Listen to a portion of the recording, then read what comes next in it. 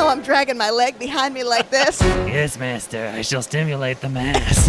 Is this performance art? It is! Amazing Technicolor Shit Show. Hello and welcome. This is Amazing Technicolor Shit Show, the podcast about fumbles and follies from all levels of live theater. I'm Trev. And I'm Elle. And today we're getting avant-garde. We are getting a little weird. We're getting ooky and spooky. Yes. You've got some knowledge to share about performance art. Yes. So, performance art isn't theater, but it's sort of theater adjacent. Who needs a stage? I thought, this is a show, we talk about theater, but we also talk about things that are sort of similar to theater. Mm-hmm. And performance art is one of those things that definitively it's not theater, but it is kind of close, and it has a lot in common with theater. So Yeah. it's a weird type of art, Yeah. and I think it's It's niche. niche, and I think maybe a little bit misunderstood. I myself don't necessarily have the greatest understanding of this, so this was interesting to research, I will say. Can I tell you about performance art that when you are putting together a Facebook page for a theater organization, there isn't a button for like a performing arts theater. There's, the category of your Facebook page. Your choices are like movie theater, no, or performance art, which is not, it's performing arts, not performance art. Yeah. There's a difference. And I don't think that Mark Zuckerberg understands the difference between performing arts and performance art. Yes. Which is a bone I have to pick with him. You know what? That is absolutely a bone to pick with him, and I think that is commonly misunderstood. Sure. And yes, they should both be options, I think. Because what if you're trying to use a Facebook event page to display your performance art? Right. I mean, what if? What if? I mean, I'm sure that I'm sure many people do. it doesn't happen as often as, there's not as many performance artists as there are local community theaters, but different thing, and they should be labeled accordingly, I think. That's true. So if you agree, please email your hate mail to Mark Zuckerberg directly. Mark Zuckerberg at gmail.com. Or the format his website at markzuckerberg.com. Places. Thank you, places.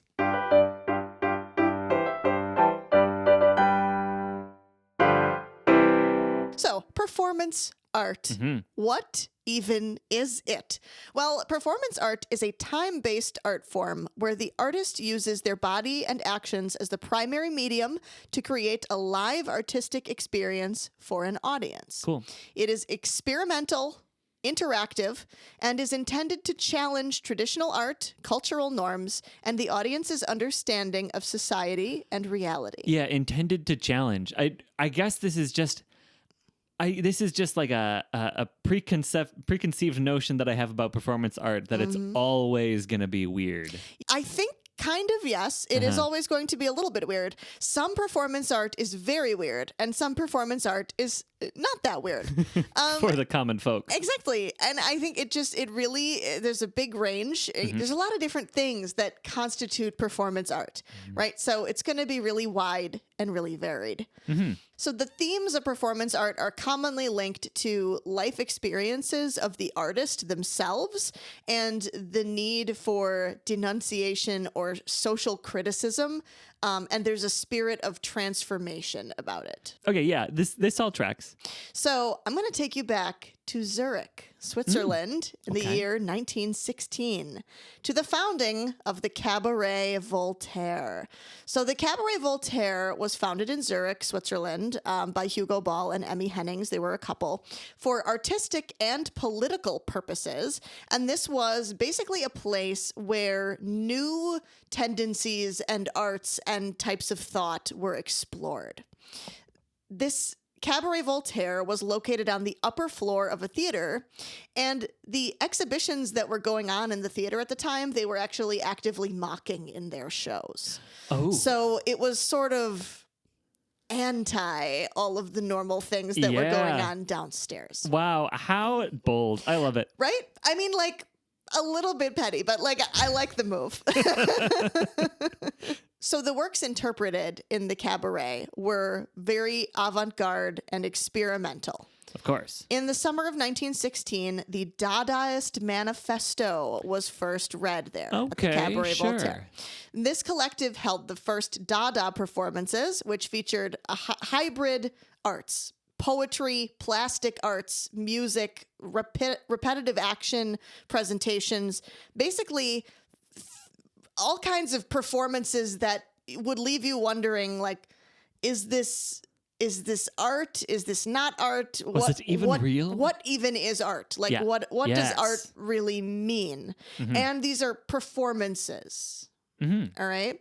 So at times these performances were provocative or scandalous. And this was the basis of the foundation for the anarchist movement called Dada. So Dadaism, it was born with the intention of destroying any system or established norm within the art world. It's an anti-art movement, anti-literary, anti-poetry. It questioned the very existence of art and literature itself. Cool shit. So Dadaism is both a way of creating and it's also sort of a way of life. And this just created a new ideology, which is against eternal beauty, that anything could be endlessly perfect or beautiful, the laws of logic or anything just sort of universal. And instead, it promotes change, spontaneity, immediacy, contradiction, randomness, the now, chaos. Exactly. That's Dada. That's Dada. See how I'm dragging my leg behind me like this? That's Dada. But it is, though. Right? But it is. Yeah, exactly. That's so Dada. Thanks to the avant-garde energy of the Dadaist, performance art began taking shape in the early 20th century. And this became a powerful vehicle for questioning authority, society, and the definition, what is art? Sure. By the 60s and 70s, it had exploded into a global phenomenon where artists used their own presence and vulnerability as tools for expression. So these are the artists that say, like, you know, sit across from the artists. I forget her name. You sit and you watch her. I'm going to talk about her. Okay, exactly. yeah, Yeah, you're right. Yep. So what makes performance art distinctly different from theater is that there are no roles or scripts involved in performance art. So actions just unfold in time and space, which often blur the line between art and life. Audience and artist. Marina Abramovich. I might be saying her last name wrong, but she's one of the most recognized figures in performance art. In Rhythm Zero, 1974, she stood motionless for 6 hours beside a table of 72 objects, ranging from a feather and a rose to a scissors and a loaded gun, inviting the audience to use them on her however they wished. As people's behaviors shifted from curiosity to aggression, the piece laid bare the latent violence and power dynamics within human nature. That's the coolest thing. I love that, and it's like just a fun it's a gotcha moment. Yeah. To say, like, you know, hey, audience, you are the art. You are what's to be perceived here. The human condition and what humans do is really cool. Is part of the art, yes. Yeah. In her later work, The Artist is Present from 2010 at MoMA. Right. Yep. She sat silently at a table and invited visitors to sit across from her, turning focus onto the mutual gaze as a vehicle for vulnerability and connection. Cool. So that's sort of the famous performance art piece. I'm sure a lot of people have seen it floating around online. There's videos of her just sitting at a table and people just come and sit across from her and they just stare at each other. And experiencing the performance art as the person who's sitting there staring at the artist and also as the person who's watching someone sit and stare at the artist. There's like different angles within the performance art that you're taking on, but it's all about vulnerability of looking another human in the eyes and all of that. You know what I think? Even more vulnerable. Put a couple of microphones between them and have them do a podcast. Yeah, is this performance art? It is. We'll talk about it. Dada. We can talk because that's Dada, baby. Okay, so I got to talk about the other hugely famous name in performance art that everybody knows, Yoko Ono. Oh, of course. Yes. So Yoko Ono, obviously famous and infamous, from her relationship with John Lennon and her music, which is very, very polarizing. But Yoko Ono is a very well-known performance artist as Right. well. In her 1964 piece titled Cut Piece, she invited viewers to slice away pieces of her clothing as she sat quietly on stage. Her calm surrender exposed issues of consent, gendered power, and the objectification of women, making the audience complicit in the act. Yes. Ono's work turned performance into a mirror, forcing people to confront their own impulses rather than viewing art from a safe distance. So part of the art in this case is that people were sort of forced to take part in it. Yeah, even right. though the point that was being made maybe was something that might have made people uncomfortable or they might not have agreed with. They sort of have to take part in it. And that's sort of an uncomfortable place. Like, Yeah. it's sort of like taking art off of the wall where you're safely, an arm's distance away from it. And it's making art like a part of what you as an audience are Yeah. experiencing. Like and if doing. you want to see the art, It's part of your like, reality. come at me. Like Exactly. you got to do the art Yes. to see any art. Uh-huh. Yeah. I like the power shift. Yeah. That's very cool. It's interesting. Performance art can also be a tool of protest and personal liberation. Artists like Chris Burden tested physical danger to examine power, famously in his piece Shoot from 1971, when a friend shot him in the arm with a rifle on purpose. This is part of the performance art. The work focused on media violence and the passive consumption of spectacle. Now, this is before reality TV or TikTok or viral challenges and that Yeah. kind of thing. And already there was the passive consumption of spectacle was something that he was trying to Yeah. make a point out of. And I think that's a lot more Oh my gosh. valid today, even, you can imagine it a lot more today, even than you probably Absolutely. could back in the 70s. But that was sort of the point that he was making there. Ana Mendieta explored her own identity and belonging through her piece Silhouetta series between the years of 1973 and 1980, which involved imprinting her body's silhouette into earth, mud, or sand.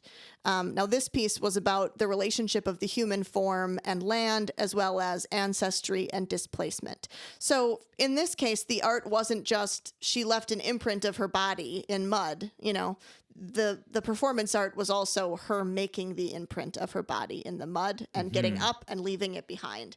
That's sort of, how that piece of performance went about. So it wasn't just the form that she left behind. It was the whole process of her making the form and leaving it behind. I don't know why, but that kind of gives me a cute Bob Ross feeling. Yeah. It's like Bob Ross makes good paintings. Yes. But Bob Ross's actual art is letting you Watch him him. do the painting. Exactly. Him doing the painting That's is the art, also really. the art. Yeah. Honestly, kind of, yeah. So Bob Ross just took this artist's idea there, I guess. Yeah, and in part, you're listening to him, say happy little things and just like optimistic. That's also a guided nice little meditation. thing. It's a guided meditation. Uh-huh. Is it performance art? Kind of. I guess. It kind of is. Uh-huh. So, theater versus performance art. Sure. They are similar in a lot of ways, right?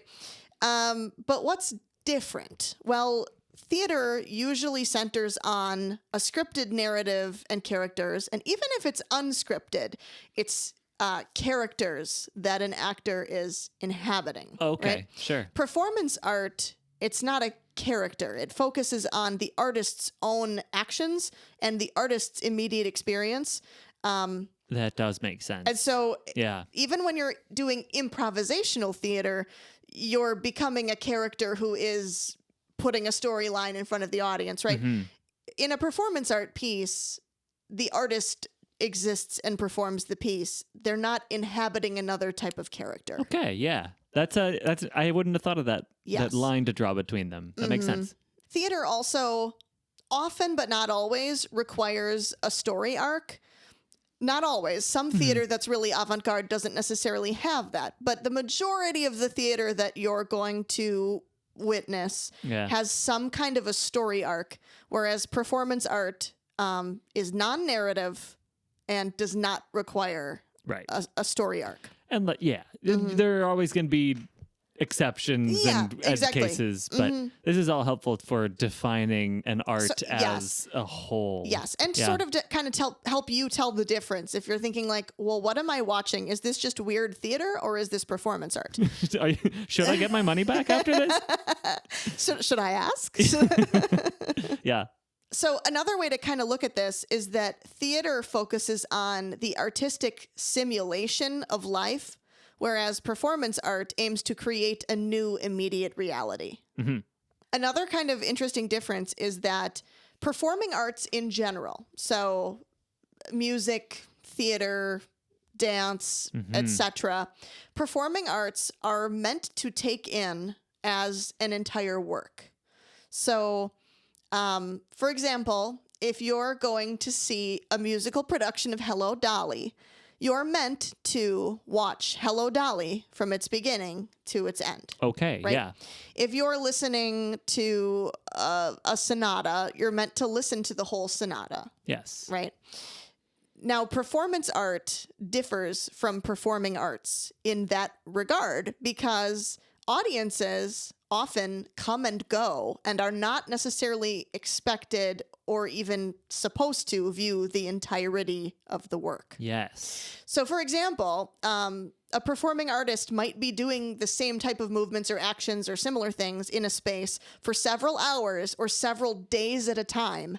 And there is no expectation that the audience witness the entirety of this performance. You sort of enter in on it wherever you enter and you interpret what you will from it and then you exit. There's no expectation you're going to watch the whole thing. Yeah.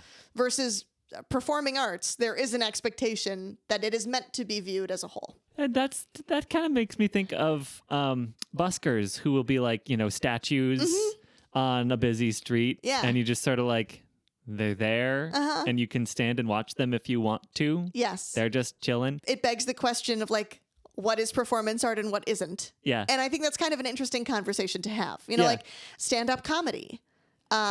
There's the performer, there's the audience. I mean, you're often making a statement about life, existence. And I've certainly seen some stand-up comedy shows that teeter toward on the brink one-man of theater kind of shows. Exactly. Yeah. And I mean, one thing you could say is it is generally kind of scripted. Usually stand-up comedy, usually a stand-up comedian has like a tight 10 written out and planned. So it is kind of scripted. And I think that part of it kind of takes it away from performance art. But I do think the intimacy between you and the audience and the fact that the audience is sort of interacting with you as a performer, that's an interesting relationship. Yeah. I've also been thinking about flash mobs because, they're not necessarily what you think of when you think of performance art, but they are absolutely meant to, challenge or surprise you. And it's more about how they're reacted to than actually what's happening than what they're doing. You're right. Yeah. It's the interaction. I like that a lot. Yeah. I guess we can all kind of think on that and think about what art means. We all learned something today. Yeah. Yeah, that's really interesting. And, I love thinking about that. And I love thinking about the importance of art to living and to people. Yeah. Like, why do we do this? Why do we spend so much time and energy? Yeah. And just like making up stories. But there's a fun aspect to it, which is the performance. Like the act of performing is a gift given between the audience and the performer. Yeah. And for that gift to go the other way, that the audience is now the performer. Yeah, what we're supposed to be looking at. That's a really fun way to think about art and to think about how art works. It doesn't usually work that way, but I don't know. It's great. It's a really fun time. It's interesting. I love in regular theater. It's always great when the audience is active and they clap and applaud and they gasp and they cheer and they boo and they hiss. Like, that's always more fun when the audience is fully engaged. Yeah. So I don't know, maybe all art should be performance art. Maybe world would be a little bit better if audiences would get off their asses and submit a story once in a while. Oop. That leads us to our begging. Here we are, begging for stories. Okay, we love to share your stories of times when you were in shows and things went well, things went badly, mistakes were made. How did you recover from them? This could even be stories from when you were watching a show and something went wrong. Anyway, we have our little plea. If you listen to this show, and you've ever been in a show or you've ever seen a live theatrical production, you should have something to tell us. You gotta have something. Anything. Yeah. So anyway, that's just us doing our shameless little beg to send us some emails. We'll beg more later. We'll beg more later.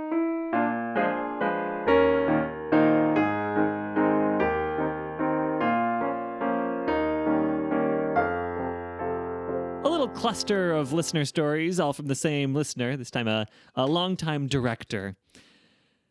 This listener says, during a production of The Wizard of Oz, we always are talking about Wizard of Oz. It's been done by so many different theater companies, so many high schools, so many middle schools. Another wizard, another Oz. During a production of The Wizard of Oz, one of the Dorothys in the double cast production was a bit condescending and nasty to the stage crew. In order to transform from Kansas to Munchkinland, the house had to spin from the black and white side to the opposite side that was more brightly colored. So Dorothy got into the house before the spin. But the crew, who had had enough of her attitude, had asked me if they could spin the house more than once. So, with my permission, Dorothy went around twice. She wasn't happy about it, but was nicer to the crew from then on out. Playing a prank. Oh, goodness. That's what you get, Dorothy. That's what you get, Dorothy, I guess. You can spin her around again. How many times are you going to go spin Dorothy? Right? 5, 6? I mean, this is you. You were in a spinning house I as was a in a Dorothy. spinning house. This is not me. They spun that around many more than twice times. Yeah. This is not me, we should say. This is not the production that I was in. That one was not double cast, so can confirm. Wasn't me. But yeah, the house that I was in was pretty small, and so it went around several times. And I did my costume change while it was spinning, and it was backless, so the house would spin halfway around, and I would be visible in the house in my brown and white dress, and I'd say, "Oh, Toto, it's a twister," and then the house would spin a full rotation and a half, and I would change my dress while the back was not visible. Truly. So I changed my dress in the spinning house, and also had to change fast enough so that when the back of the open back swung to the front, I wasn't like naked underneath. Yeah. So A feat. A true feat. It was quite the feat. Yeah. It was an interesting time. So yeah, I had to real quick hand Toto to a crew member so that Toto didn't have to spin around, and then I spun and changed my clothes. Okay, so this is not anything, but a friend reminded us of another thing that happened in that show, which is a perfect story. That it was Annie M couldn't get out of the door. Oh yeah. During one of the productions, Annie M was like stuck inside of like the house set piece. Yes. But there was a window as part of it, so she shoved her head out the window and was like yelling. Yes. She was yelling like, "I can't open the door, it's stuck." Yeah. And then the guy playing Uncle Henry just said, "Well then stay in there." It was so funny. That was the funniest little ad lib I've ever seen. That was really fun. And especially they were 8th graders at the time. Yeah. So a great little ad lib from some middle schoolers. Really good. Anyway, that's not this listener's story. No. Continuing on. When I directed the show Applause, it was a great show, but it had a few glitches. The leading man had to step down several weeks before opening, and the vocal director stepped in at the last minute. During one performance, he went on and totally blanked on the words to his song. Oh no. He got through the song and came off laughing. It was a tense moment, but he handled it with grace. Love to see it. Oh my gosh, yes. That's always so scary, and I always feel so bad when that happens to people, but you just gotta just handle it, keep going, and don't let it gotta wreck do the it. rest of your performance, because you still got a lot of work to do. Uh-huh. During another performance of that show, the Reds broke as we closed them at intermission. The red curtains. They didn't break open or shut either. Oh, this is at a theater. We know this theater where the red curtain is on a motorized track. So they close, and it takes like 30 seconds for them to get on. Continuing, they didn't break open or shut, either which would have allowed us to go on with the show. They broke halfway. So 45 minutes later, we finished the show to half the audience only. Oh. To this day, I don't like to use those curtains. Yeah, it's always that's a huge bummer when it's not your set that's malfunctioning. It's like the Something entire that you stage. can't, yes, and something that you have like zero control over, Yeah. it's tough. That's how I felt with when I set the fire alarm off with my smoke detector. Yes. Like, come on. Couldn't have planned for this. I could have. 5 minutes. Thank you, Five.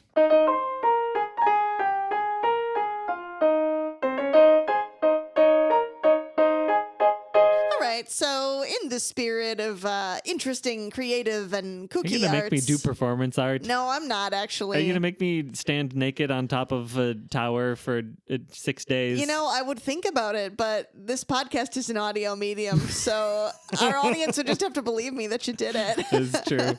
Anyway, I'm bringing back an oldie but a goodie. This is the Lost in Translation game. Oh, I love it. So we've taken, yes, it's a great game. We're bringing it back. I have taken this time around song titles from famous musical theater songs, Okay. and they have been run through Google Translate several different times into Oh my several gosh. languages. Amazing, And yes. back into English. I love these so much. All right, you ready to identify these musical theater songs? Aha.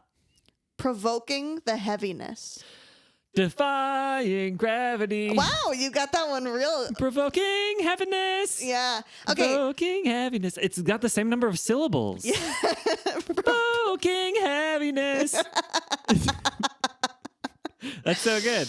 Okay, so other winners for Defying Yeah. Gravity were Challenging the Weight, Stimulating the Mass, and Exciting the Heap. I don't love stimulating the mass. Wait, did you say challenging the heap? Exciting the Heap. Exciting the heap. Yes.